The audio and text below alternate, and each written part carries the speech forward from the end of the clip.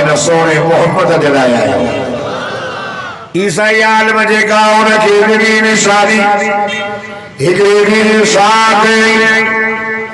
खार को कपड़े में टोकरे में विझी करे आका सल्लल्लाहु अलैहि वसल्लम ले आयो मुझे सही मने साहबा जे विच में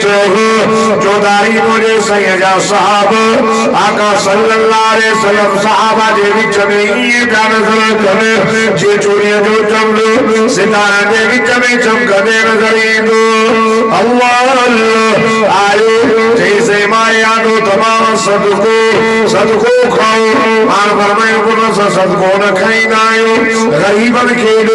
छो तो सदको मस्जिद नहीं सैयद दे जायज नाहे मस्जिद भी ऊंची शय सैयद भी ऊंची शय तवज्जो करो वही कुछ वक्त खां बाद में वही खड़ी आयो सेमानो तमाए सही आदियो हुजूर फरमायो पुट रखो असा खाओ तो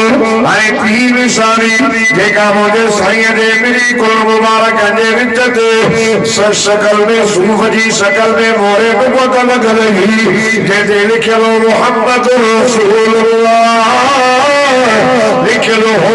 एक सहाबी सबूरे लिखो गरीब सहाबी दिल में रोई करे करे तो वो मोजा रब करीम वो दियो करे करे मोहम्मद मुस्तफा दे मेरा मोहरे नबुवत चुमी रब गुजरतो हलो गुजरतो एक दफे नबी मस्जिद मदीने शहर में आका सल्लल्लाहु अलैहि वसल्लम जुम्मे वाले प्यारे के फरमायो पुत्र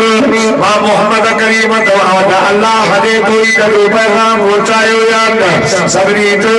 सैदा पैगाम का पहुंचायो अल्लाह दे कोई जो हक भी अदा करे चलो सैन फरमायो हाने वजो कहां वनी खाए भी ताई जो कलमो पूजायो मां फरमायो पुत्र जेकरे का जो हक पूजे रहे ता अज वठी चलो वदा क़यामत वाले ॾियारो तो मोहम्मद मुस्तफा सा जो हक खाई मां फरमायो वजो सुñो जो दुनिया में मानो जा हक खाई वजे क़यामत वाले ॾियारे अमल खसा वजन से जहन्नम में हलो वजे जेकरे अज या हक खादो तो कई बेइज्जती कई तो के मारायो तो अज माफी वठी चलो उन दी जे तलखा जमी वडो फैसलो थींदो साहबा जो या रसूल अल्लाह साईं जा हक न खादा मुदा साईं तवा गरीब मजलूम के या हक वठी दा हम तकबीर नारे